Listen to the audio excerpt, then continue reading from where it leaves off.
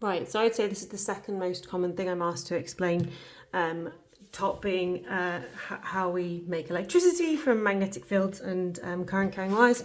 Second being the motor effect, which is, that Fleming's left-hand rule. So I'm going to start going through the GCSE stuff, and then I'm going to move on to the A Level stuff. I'm going to try and do it in one video, so we'll try not to faff so much and waffle, but I make no promises.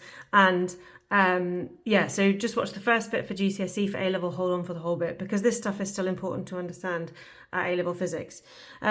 So the first thing that you have to understand is that when a current flows through a conducting wire, a magnetic field is produced around the wire. So if this is a wire, as soon as the current is flowing through it, I'm going to get a magnetic field around it. It looks like these kind of concentric circles. It's difficult to draw because it's actually in 3D, right? So if my wire was going down like that, the circles would just be normal circles. Same for this wire here, the current's flowing in the different direction. They're these concentric circles. They get further apart because the field is closest to the strongest when it's closest to the wire. Now, it's the right-hand grip rule that tells us the direction of this. So if it's going up, they're going to be coiling around like this. And if it's going to be down, they're going to be coiling around in the opposite direction. Now, that means if I put a wire through a uniform magnetic field, then when I put the current on, there's going to be a magnetic field around this wire, and that magnetic field interacts with this permanent magnetic field. So the wire's magnetic field is green, it interacts with the permanent magnetic field, which is purple, causing it to move. It experiences a force, right? A force is felt. And this is called the motor effect, because the wire will move. Now, we can calculate the magnitude of the force by using this equation here that you're given. Force measured in newtons is equal to magnetic flux density measured in Teslas multiplied by the current measured in amps multiplied by the length measured in meters. And it works when the wire is for a perpendicular wire. So it really means for a wire perpendicular to the magnetic field.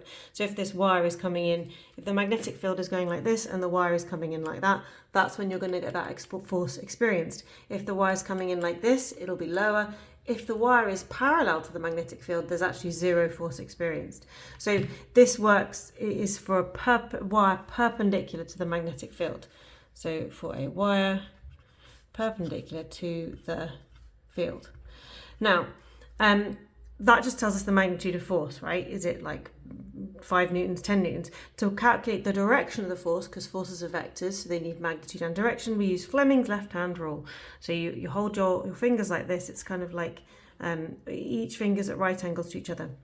Now, the thumb represents the movement, the direction it's going to move. The first finger represents the field, and the second finger represents the direction of the current.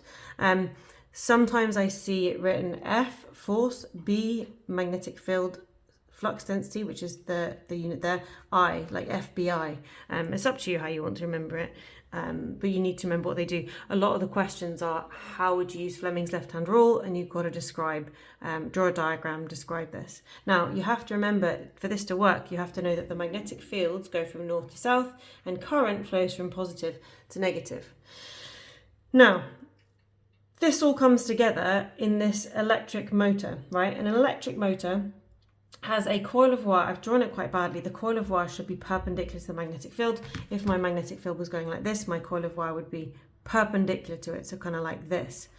It means when you have a current flowing through this wire, the wire is going to experience a force. So in this case, I've got a cell here, and a motor always has a power supply, unlike a generator, which would have an ammeter instead, or a voltmeter measuring the current, and you turn a generator. A motor always has a power supply. So the current's flowing from positive to negative, so it's going to flow up through here, and then because it's a coil, it's going to flow back down through there.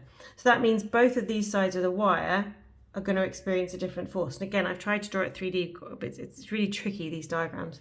So the current's flowing up through there, so I'm going to put my first finger like that. The field is going that way, so that means that this one is going to move down, and then if I flip the current like that, I get that one moving up. So it's going to rotate. Now the problem is, it will rotate like this until it becomes sort of vertical, and then you need to flip the direction, because if you're trying to rotate something, you want this bit to move upwards, and then you want it to move downwards. So you want the force to be up, and then you want the force to be down. So that's why it has a split ring commutator to reverse the direction of the current every half turn to keep the motor spinning. Just like in the dynamos and the alternators.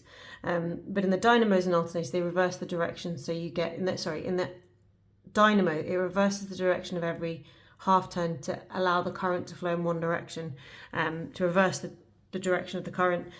In an alternator, there's no split ring commutator because it produces AC, and then in the electric motor, the split ring commutator keeps the motor spinning in the same direction.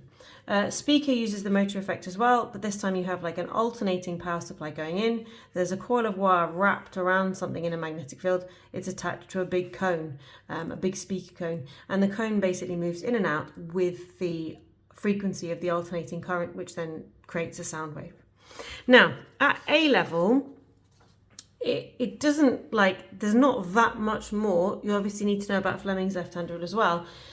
An F is BIL is still the same equation. The only thing they add to that is the definition of the Tesla. So if I rearrange this to say the magnetic flux density is the force divided by the current times the length of the wire, that kind of gives us the definition of a Tesla.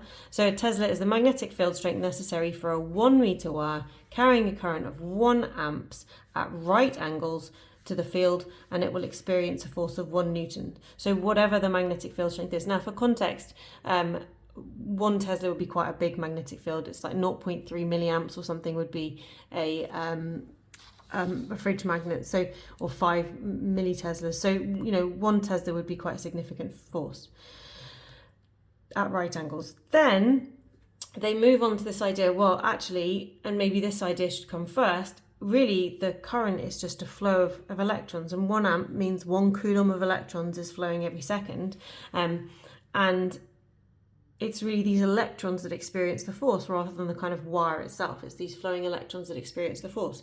So F for charged particles, and then we could also have protons moving, so it could be a positive charge in a magnetic field. The F is BIL becomes F is BQV. You don't need to know this definition, but I do think it is straightforward and quite interesting. First of all, because we have Q is IT, we can say that the current is actually the amount of charge flowing in any given time. And the amount of charge flowing gets us closer to the idea of a particle. So we can sub that in. So we then say that therefore this equation becomes F is equal to BQ over T times the length of the wire. Now, and this idea comes up quite often in various different sort of permutations. Now, if I have a single electron and it's going to move this distance in a given time t, right, then the speed is the distance divided by the time, and in this case the speed is the length divided by this time. So this bit here then, length over time here, can be substituted for v, and then we get F is BQV, which is what we were trying to get. They give you both of these equations, but this kind of like where it comes from I think is quite interesting, and it's about the idea that it's just the length of wire and an electron moving in a time t. Now, when you have charged particles in magnetic fields, something else happens. So if this is a positively charged particle, this magnetic field is out of the page. So magnetic field notation is often like as though you've got an arrow, so an arrow with kind of crosshairs sort of thing on the back, and then so if the arrow is coming towards you, you'd see the point. If the arrow is going away from you, you'd see the cross. So this represents a field into the page, right?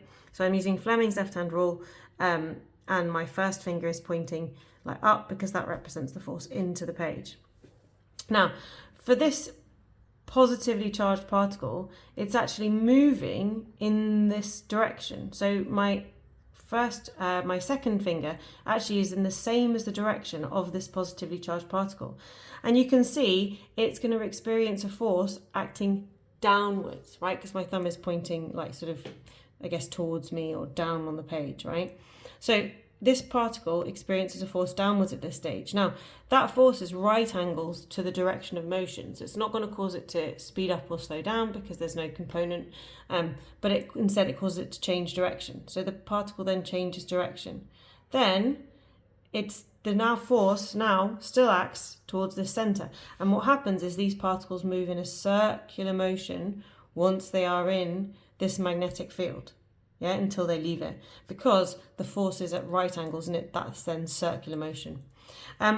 an electron is going to move in the opposite direction, because it's difficult for me to get my hand around like that, but essentially for the electron, your finger needs to point opposite to the way that it's moving, because current is opposite to the way the electrons move, and so it's going to experience a force going upwards initially, but then as it moves, that force changes direction. Now, this then obviously opens up, like, these particles are doing circular motion, and the general equation for circular motion is F is mv squared over r. Well, we know the force providing this centripetal force is BQV, and so we can say that's mv squared over r, or the force is ma. So we say ma is BQV, which is mv squared over r. And obviously you can rearrange those and cancel bits to get whatever it is you're trying to find for your particle. The use of this that they quote is particle accelerators, when we have these two kind of like, common ones, you have these two Ds, and then your particles enter, they're accelerated across this gap where they have a positive and a negative charge to accelerate them, and as they get faster, the radius of their orbit increases, because this V, if you rearrange this, you get V is BQR over m. So as the radius increases, as the velocity increases, the radius increases. So you get these particles that you accelerate across the gap, then they circle around, bigger radius, accelerate, bigger radius, accelerate, bigger radius, accelerate, bigger radius, accelerate, bigger radius, accelerate, bigger radius, and then eventually, when the velocity is what you want, you can get them out there. Yeah, so that's all they quote about the spec. Obviously, the questions can be quite tricky, including some stuff about velocity selectors, where you could have particles in an electric field and a magnetic field. But I just wanted to go through the content, and then we'll maybe try some questions on it another day. I hope that helps.